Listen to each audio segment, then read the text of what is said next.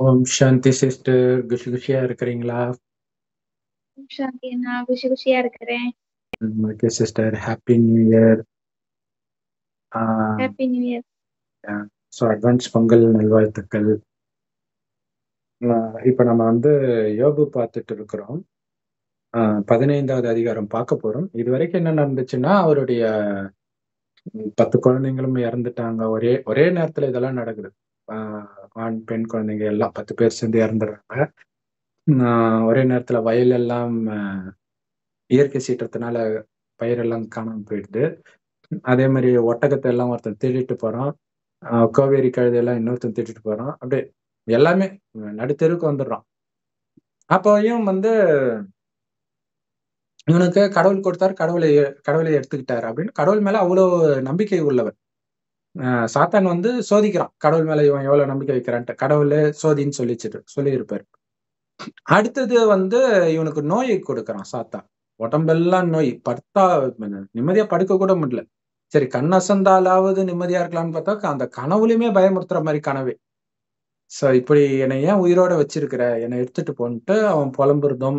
அவனை பாக்குறதுக்கு 3 நண்பர்கள் வராங்க. அவங்க சொல்றாங்க, இல்லப்பா நீ ஏதாவது பண்ணியிருப்ப, காரணம் இல்லாமலாம் கடவுள் இப்படி பண்ண மாட்டாரு அப்படின்னு சொல்றாங்க. நான் அந்த மாதிரி எல்லாம் பண்ணல, எனக்கு தெரியாதா அப்படின்ட்டு. இத ஒரு விதத்துல இது கடவுளுடைய நிந்தனை தான். கடவுளுடைய ஞானம் தெரிந்தவர்களுக்கு இது நிந்தனை, இல்லாதவங்களுக்கு அது சாதாரணமா தெரியும் போல இருக்குது. சரி, இப்ப போன 14வது அதிகாரத்துல மனுஷனுடைய வாழ்க்கை அந்த பூ பூத்து அப்படி உதிர்ந்து போயிடுது, அந்த மாதிரி இருக்குது, நிழல மாதிரி காணாம போயிடுது. சோ என்னெல்லாம் ஒரு ஆளா கடவுள் மதிச்சு நான் பேசுறதை கேட்க போறாரா இப்படி எல்லாம் சொல்றாரு. அப்படி கேட்கிற மாதிரி வாய்ப்பு கொடுத்தால் நான் என் பக்கத்து நியாயத்தை சொல்லுவேன் அப்படின்னு சொல்லியிருப்பாரு. இப்ப அவருடைய இன்னொரு நண்பர் அதுக்கு பதிலாக யோபுடைய நண்பர் சொல்றாரு, தேமானியனாகிய எலிப்பாஸ், அவரை பார்க்க வந்த 3 நண்பர்களும் ஒருத்தருடைய பேர். அவர் சொல்றாரு, ஞானவான் காற்றை போன்ற நியாயங்களை சொல்லி தன் வயிற்றை கொண்டல் காற்றினால் நிரப்பி பிரயோஜனமில்லாத வார்த்தைகளாலும் உபயோகமில்லாத வசனங்களாலும் தர்கிக்கலாமோ? சோ நீ உன்னை ஞானின்னு சொல்ற, ஆனா நீ பேசுற வார்த்தையெல்லாம் வெத்து வேட்டா இருக்குது, பிரயோஜனமற்ற வார்த்தையா இருக்குது. ஏதோ கடவுளை அநியாயம் பண்ற மாதிரி நீ இன்னமும் அவரோட ஞானவான் மாதிரி பேசிட்டு இருக்கிற அப்படின்னு சொல்றாரு.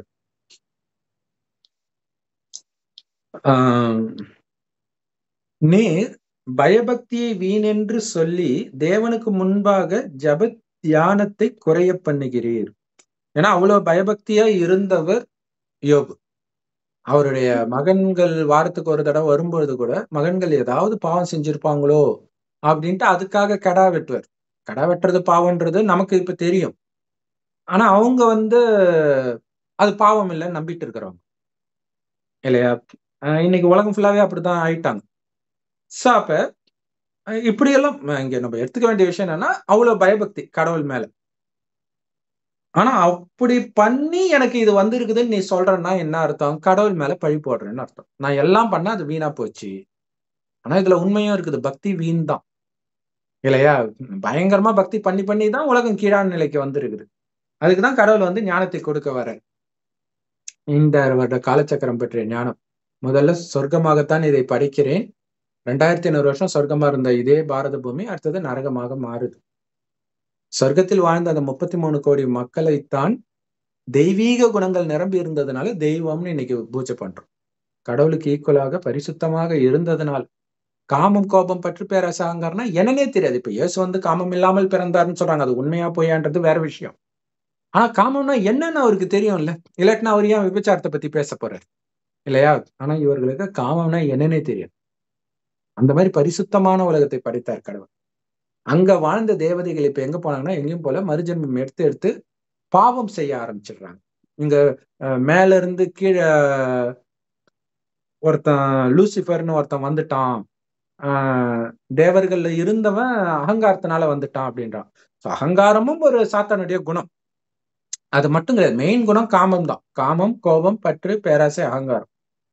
இந்த 5 விகாரங்கள் மனிதனுக்குள்ள எப்ப வருதோ அப்ப இந்த பூமி நரகமாகுது. ஆனா எப்படி வருதுன்றதுதான் முக்கியம். சொர்க்கத்தில் அது எப்படி வராம இருந்ததுன்றத தெரிஞ்சுக்கணும். சோ சொர்க்கத்தில் எப்படி அது இல்லாம இருந்துச்சு அப்படின்னா, ஆத்மான்ற உணர்வுல இருந்தாங்க. ஆத்மான்றது உயிர்.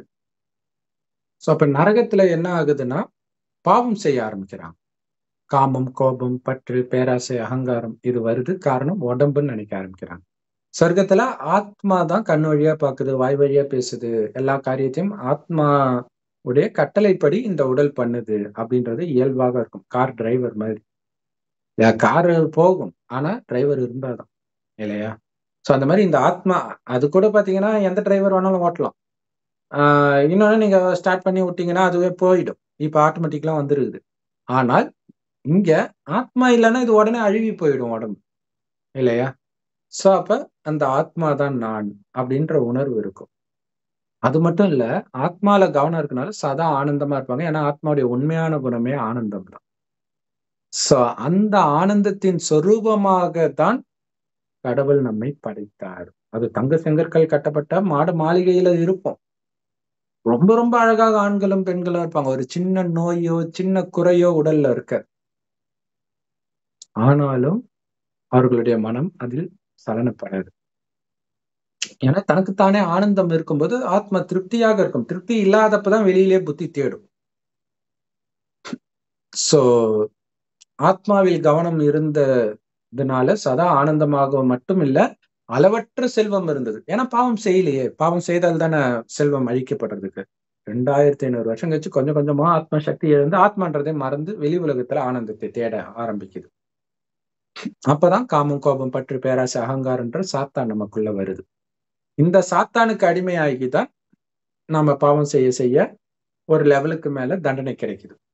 அழகு குறையுது, ஆரோக்கியம் குறையுது, மனிதர்களுக்குள்ள தெய்வீக குணங்கள் குறைந்து அதுக்கு பதிலாக அசுர குணங்கள் அதிகரிக்க ஆரம்பிக்குது. சுயநலம் அதிகரிக்குது. நாடுகளுக்கு இடையில் யுத்தம், குடும்பத்துக்குள்ளேயே சண்டை, ஆளுக்கு ஒரு வழி, அந்த மாதிரி. ஆனா சொர்க்கத்துல ஒட்டுமொத்த உலகமும் ஒரே வழி, இறைவனின் வழிப்படி நடக்கும். ஆனா இறைவன் அங்க வழி நடத்துவாரா? கிடையாது. சொர்க்கத்துக்கு கடவுள் வரவே மாட்டார். இப்ப எங்க வர்றாருன்னா, நரகம் எல்லாம் அழியிற ஸ்டேஜுக்கு வந்துச்சு. அந்த அளவுக்கு பாவம் இப்பதான். உலகம் அழியறதுக்கு 100 வருடம் முன்பு இறைவன் வராரு. வந்தே 88 வருஷம் ஆயிடுச்சு. அப்படின்னா இன்னும் எவ்வளவு கம்மியான நேரம் இருக்குது. எதனால சுத்தி இவ்வளவு அழிவு இருக்குதுன்றதை நீங்களே புரிஞ்சுக்கலாம். சோ இப்ப சொல்றேன். மீண்டும் ஆத்மான்னு உணர்ந்து ஆத்மாவின் தந்தையாகிய பரமபிதாவை நினைவு செய்யுங்க. அவரைத்தான் சிவன் இந்துக்களும் அல்லான்னு முஸ்லிம்களும் சொல்றாங்க. கடவுள் ஒருவரே. சோ அவரை எந்த அளவுக்கு நினைக்கிறீங்களோ அந்த அளவுக்கு ஆத்மா தூய்மையாகும். சோ அவரை நினைக்கிறது எந்த அளவுக்கு முக்கியமோ அந்த அளவுக்கு வெளி உலகத்து விஷயத்த பார்க்காம கேட்காம இருக்கிறதுக்கான முயற்சியும் பண்ணிக்கிட்டே இருக்கணும். இல்லைன்னா வீட்டை கிளீன் பண்ணிட்டு குப்பையை எடுத்து கொட்டுற மாதிரி ஆயிடும். இறைவனை நினைக்க நினைக்க தூய்மையாகுது. வெளி உலக விஷயத்த பார்க்க மீண்டும் குப்பையாகுது. சோ அதுல இருந்து புத்தியை விலக்கி விலக்கி இறைவன் கிட்டேயே புத்தியை சேர்த்துக்கிட்டே இருக்கணும். முயற்சி பண்ணிக்கிட்டே இருக்கணும். யாரை பார்த்தாலும் உங்களுடைய புத்தியில செம்பொன் நிறமான ஒளி உலகத்துல நட்சத்திரம் மாதிரி சிவபெருமான் தெரிஞ்சுக்கிட்டே இருக்கணும். ஆத்மாக்களாகிய நாமளும் அதே மாதிரிதான் இருப்போம். அங்கிருந்துதான் வந்தோம் பூமிக்கு. உலகம் அழியும் போதும் உடலை விட்டு அங்கதான் போவோம். போறதுக்கு முன்னாடி யார் ஆத்ம உணர்வில் வந்துட்டாங்களோ, இறைவனை நினைச்சு ஃபுல் ஆத்ம பவர் நிரப்பிட்டாங்களோ, உடல் உணர்வே மறந்துட்டாங்களோ, அது எப்படி சோதனை வைக்கப்படும். காமம் இருக்குதா இவனுக்குள்ள, காமத்தை தூண்டக்கூடிய சூழ்நிலை வரும். கோபத்தை தூண்டக்கூடிய சூழ்நிலை, பற்று, பேராசை, அகங்காரத்தை, பயத்தை இதெல்லாம் தூண்டக்கூடிய சூழ்நிலை வரும். அழிவற்ற இறைவனே என் கூட என்னோட அப்பா, அன்பான அப்பா இருக்கிறாருன்னு இருக்கும்போது எந்த பயமும் இருக்காது. இந்த நோய்கள் எல்லாம் வரும். யோபுக்கு வந்ததெல்லாம் ஏன்னா நீங்க செய்த பாவம் ஈஸியா அழியறதுக்கான வழி நோய் தான். அதனாலதான் தாவீது கதையில பாத்தீங்கன்னா கடவுள் 3 ஆப்ஷன் கொடுப்பாரு. ஒரு பாவம் செஞ்சதுனால 3 ஆப்ஷன். 1, 3 வருட கடுமையான பஞ்சம் உன் நாட்டுல. இல்லைன்னா 3 மாசத்துக்கு உன்னை எதிரிகள் பட்டயத்துக்கு துரத்திட்டே இருப்பாங்க. நீ ஒளிஞ்சு ஒளிஞ்சு வாழற மாதிரி ஆயிடும். அப்படி இல்லைன்னா 3 நாள் கொள்ளை நோய் உன்னோட இனத்துல. சரி, கொள்ளை நோயே இருக்கட்டும். ஏன்னா மனுஷனோட கடவுள் கருணை நிரம்பியவன்ட்டு. அப்ப பாருங்க, அந்த 3 நாள் நோயும் 3 வருஷ பஞ்சமும் சமம்ன்ற. இப்ப புரிஞ்சுக்கோங்க. சோ இந்த ஞானம் தெரிந்து இந்த நோய் வந்தா புலம்ப மாட்டோம். தெரியாதவர்களுடைய நிலைமை எல்லாம் பாவம் யோபுடைய நிலைமை தான். சரி, எல்லா மதத்தினருக்குமே இது பொருந்தும். சரி, அப்ப நீ இவ்வளவு பண்ணிய பயபக்தி அது வீண்றியா? ஆமா, வீண் தான். ஏன்னா இவ்வளவு நாள் பக்தி பண்ணீங்களே, நாளுக்கு நாள் உலகம் துக்கம் மோசமா அதிகமா தானே ஆகுது. நம்ம மறுஜன்மம் எடுத்து இன்னும் கீழான நிலையை தான் போறோம். சோ மறுஜன்மமே கிடையாது இப்படி எல்லாம் வேற சொல்லிட்டு இருப்பாங்க. எல்லா மதத்திலும் மறுஜன்மம் பற்றி இருக்குது. அதை புரிஞ்சிக்கக்கூடிய சக்தி உங்களுக்கு கிடையாது, அவ்வளவுதான். சோ அதையெல்லாம் நம்ம சொல்லிட்டு தான் இருக்கிறோம். அந்தந்த நேரத்துல வரும்போது அதை பற்றி சொல்லிட்டு தான் இருக்கிறோம். இல்லைன்னா எடுத்தவனே கடவுள் குணமா படைக்கிறதுக்கு அவர் என்ன சைக்கோவா? அதான் யோபு சொல்லிட்டு இருக்கிறாரு. சரி, அப்படி கடவுள் அவர் இஷ்டத்துக்கு படைக்கிறதா இருந்தா அவர் இஷ்டத்துக்கு அவர் எதுக்கு சொர்க்கத்தை கொடுக்கணும்? நல்லது செய்யறவங்களுக்கு எதுக்கு நரகத்தை கொடுக்கணும்? அதுவும் அவர் இஷ்டத்துக்கு பண்ண வேண்டியது தானே. அப்ப அங்க அவர் கரெக்டா இருப்பாருன்னா இப்ப மட்டும் தப்பா இருப்பாரா? யோசிக்கணும். சோ ஆல்ரெடி நம்ம நரகத்துலதான் இருக்கிறோம். போக போற இடம் சொர்க்கம். சொர்க்கத்திற்கு நீங்க தயாரானால் இறைவனுடைய வழிபடி ஃபுல் ஆத்ம உணர்வுல இருந்து ஒவ்வொருத்தரையும் ஆத்மாவா பார்த்து தேக உணர்விலே மயங்காமல் இருந்தா, காமம் கோபம் பற்று பேராசை அகங்காரத்தை முற்றிலும் அழிச்சிட்டீங்கன்னா நீங்க சொர்க்கத்துக்கு வருவீங்க. இல்லாட்டினா எல்லாருமே உடலை விட்டு மேல போய் தான் ஆகணும். போயிட்டு திரும்பி வரமாட்டீங்க. சொர்க்கத்துக்கு வர்றதுக்கு தகுதி இல்லைன்னா வரமாட்டீங்க, அங்கேயே இருப்பீங்க. இந்த பூமி நரகமான பிறகு வருவீங்க. அங்க கோமா ஸ்டேஜ், சுயநினைவு இல்லாம இருப்பீங்க. சோ கடவுள் பக்கத்துல இருக்கிறதுனால பெருமை கிடையாது, அது ஒரு கோமா ஸ்டேஜ். இல்லையா? டிப்போல வண்டி நிக்கிறதுல என்ன பெருமை? எந்த அசைவும் இல்லாம இருக்குது இல்லையா? அது மாதிரிதான் இங்கேயும் இருக்கும். ஆத்மாக்களுடைய டிப்போன்னு கூட சொல்லலாம் அந்த பரலோகத்தை. சரி, பரலோகம் மேல இருக்குது, ராஜ்யம் கீழே இருக்குது. ரெண்டுத்தையும் சேர்த்து பரலோக ராஜ்யம் கிறிஸ்தவர்கள் சொல்லிட்டாங்க. சரி, ஐந்தாவது, உம்முடைய வாய் உம்முடைய அக்கிரமத்தை சொல்லி காட்டுகிறது, நீர் தந்திரமுள்ளவர்களின் நாவை தெரிந்து கொண்டீர். நான் அல்ல, உம்முடைய வாயே உம்மை குற்றவாளி என்று தீர்க்கிறது, உம்முடைய உதடுகளே உமக்கு விரோதமாக சாட்சியிடுகிறது. மனுஷரில் முந்தி பிறந்தவர் நீர்தானோ? பர்வதங்களுக்கு முன்னே உருவாக்கப்பட்டீரோ? நீர் தேவனுடைய ரகசிய ஆலோசனையை கேட்டு ஞானத்தை உம்மிடமாய் சேர்த்து கொண்டீரோ? நாங்கள் அறியாத எந்த காரியத்தை நீர் அறிந்திருக்கிறீர்? எங்களுக்கு விளங்காத எந்த காரியமாவது உனக்கு விளங்கி இருக்கிறதோ அப்படின்னு கேட்கிறான். சோ இங்க முக்கியமான விஷயம், தம்பி, நாங்க உன்னை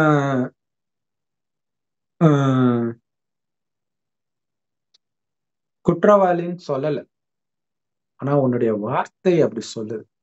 நான் நல்லவன் தான், கடவுள் தான் அநியாயம் பண்ண, அதுதான் நீ பண்ற குற்றம். கடவுள் எப்படி அநியாயம் பண்ணுவார்? ஆனா எல்லா மதமும் அப்படி சொல்லிடுச்சு. ஏன்னா மதங்களை உருவாக்கியது மனிதர்கள், அதுக்கும் கடவுளுக்கும் சம்மந்தம் இல்லை. கடவுள் கடைசியில வர்றார், ஒரு வயோதிகர் உடல்ல வர்றார். அவருக்கு பிரம்மான்னு பேர் வைக்கிறார். அவர் வாய் வழியா இந்த ஞானத்தை கேட்கிறவங்க தான் பிரம்மகுமார் குமாரிகள். எந்த மதத்திலும் கடவுள் வரல.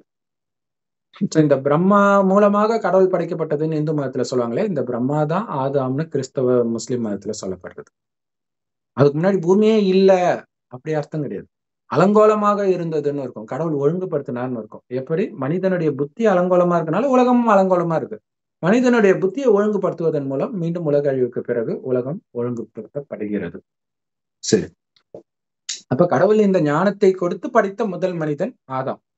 படைக்கிறதுன்றது புத்தம் புதியதா ஆக்குறார். மீண்டும் பழைய காமம் கோபம் பற்று பேராசை அகங்காரன்ற அந்த துருப்பிடித்த மனிதனை அப்படியே பலபலக்கிற தங்கமா மாத்துற.